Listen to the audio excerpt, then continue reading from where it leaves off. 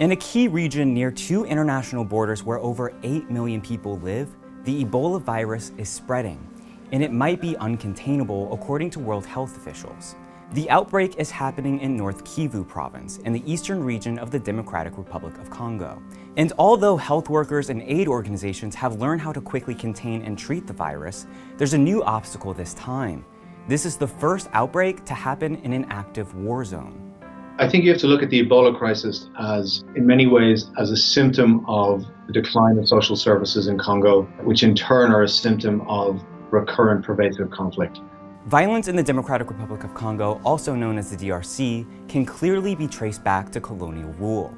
But the instability we see in the eastern region of the country today can be linked back to events in neighboring Rwanda in the 1990s. Some experts point to the 1994 Rwandan genocide as the starting point of the conflict in the DRC. Here's why. That genocide was perpetrated by ethnic Hutu groups. They carried out mass killings of ethnic Tutsis and those who supported them in the small Central African nation. Within around 100 days, the violence had killed roughly 800,000 people. The targeting of Tutsis resulted in the uprising of Tutsi militant groups in Rwanda, most notably the RPF, or Rwandan Patriotic Front. That group overthrew Rwanda's Hutu government in 1994. An estimated 2 million refugees, the majority of them Hutu, flooded over the Democratic Republic of Congo's eastern border, which was then known as Zaire. Refugee camps in the east of the country ran rampant with militant groups. According to the nonprofit Enough Project, which works to end genocide and crimes against humanity, Hutu militias in exile essentially used the camps as de facto army bases. Eventually, local Congolese Tutsis forced the Rwandans out of the Congo, and that led to the First Congo War. Rwandan and Ugandan armed forces invaded the DRC, backing the revolutionary fighter Laurent Desire Kabila. By September 1997, the country was renamed the Democratic Republic of Congo, and Kabila took control, becoming the country's first president.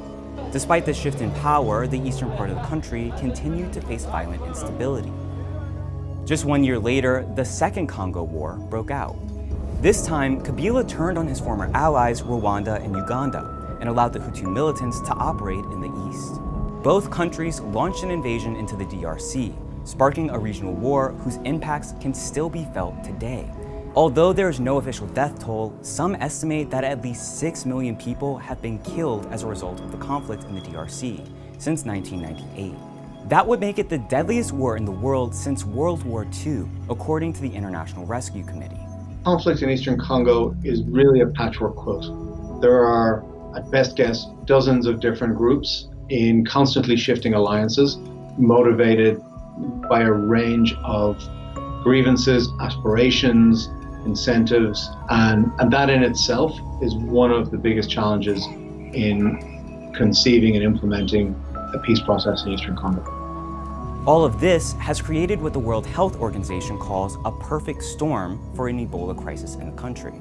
Ebola is an infectious disease that affects the way blood clots. It can be fatal if contracted, which typically occurs through direct contact of bodily fluids.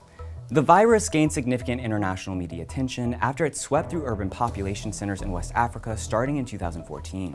From 2014 to 2016, over 11,000 people died from the virus, according to the Center for Disease Control. Despite the attention the 2014 outbreak received, the DRC has been battling Ebola for a long time.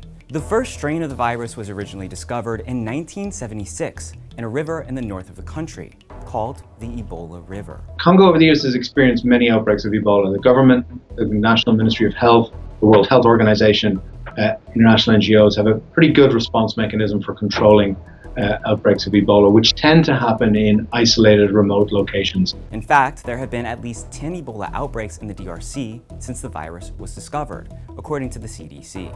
But this time, the outbreak is happening in an active war zone, which complicates things. According to the DRC Health Ministry, teams that have been responding to the outbreak have been attacked 3 to 4 times a week on average.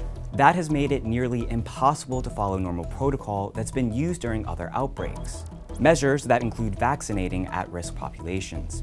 Following the 2014 outbreak in West Africa, an Ebola vaccine was created with an up to 100% protection rate.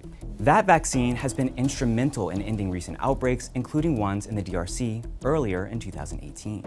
It's an essential tool in the ongoing fight against Ebola in eastern Congo, but made all the more difficult because of the conflict on the ground, the very difficult and dangerous operating environments for the IRC staff on the ground and for other humanitarians. More than 26,000 have been vaccinated in North Kivu, but that number is far from enough to eradicate the disease. The outbreak has already claimed the lives of hundreds of people and infected many more.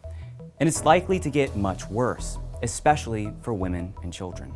Women and children are always most affected in any kind of humanitarian crisis. We see, for example, schools closing, when we see economic impact on communities, when we see markets shut down, when we see increases in displacement.